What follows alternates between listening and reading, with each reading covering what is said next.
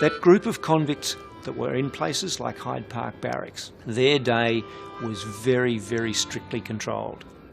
They slept in hammocks like this. They were woken by the bell, and their day was governed by the bell and the clock.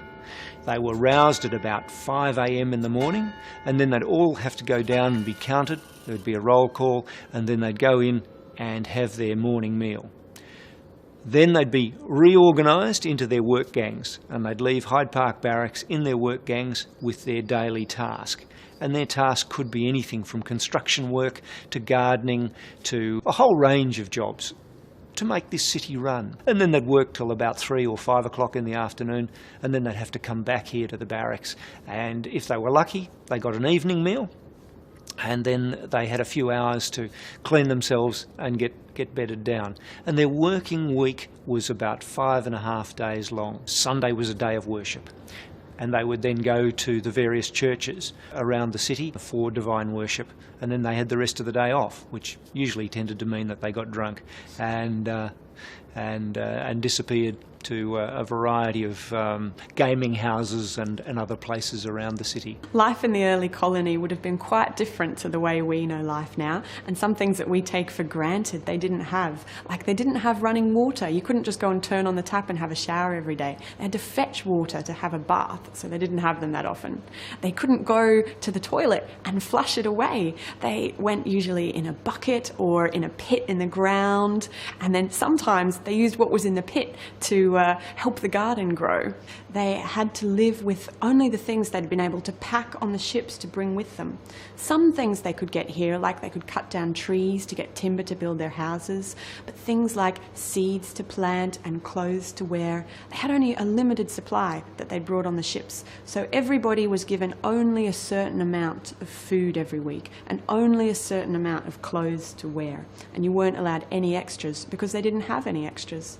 The convict diet was not what you'd think.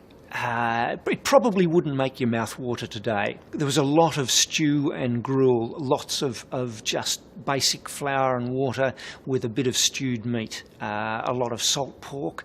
Occasionally the convicts were allowed to have garden plots, and in a place like Hyde Park Barracks it had a very extensive vegetable garden. You might get vegetables once or twice a week.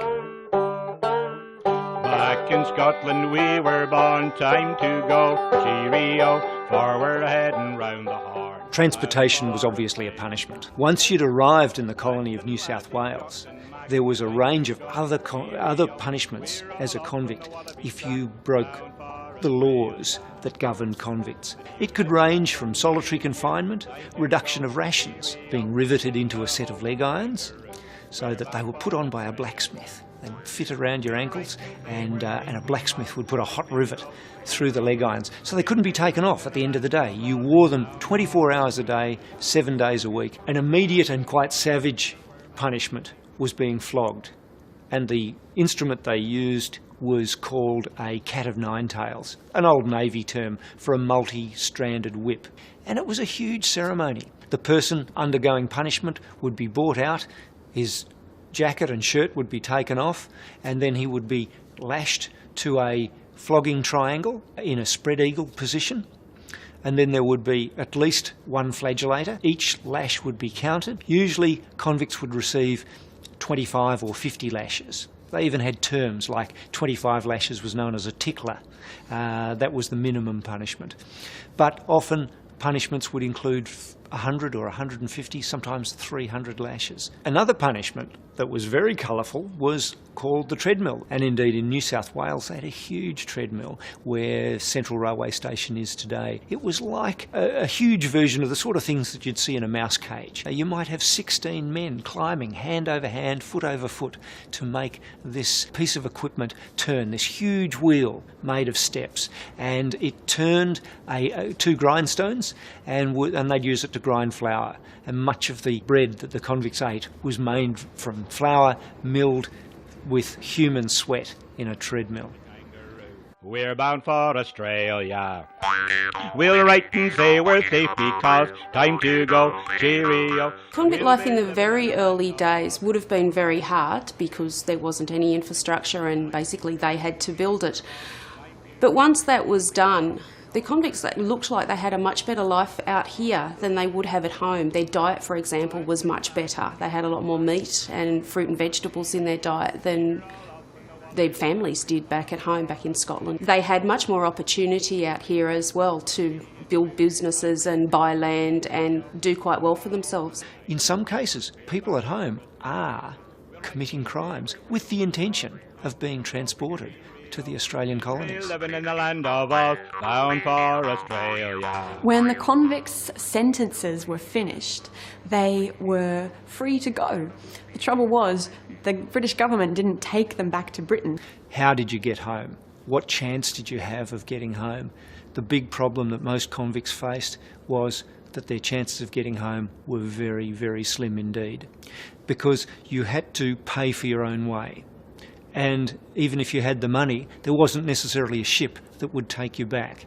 So many people tried to pay for their own passage back to Britain.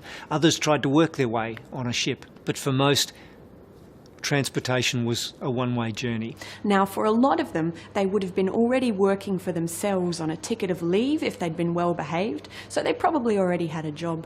Also, some of the governors, like Lachlan Macquarie, gave convicts who finished their sentence a land grant. So they'd be able to start a farm or build a business, build a warehouse, build a pub. Some of the convicts did quite well after they finished their sentence. And they stayed here in Australia and built the populations, Scottish populations, Irish populations, now that are many, many generations old, and have become part of the Australian community, but still feel very strong links to their homes in the British Isles. Back in Scotland we were born, time to go, cheerio, for we're heading round the Horn, bound for Australia.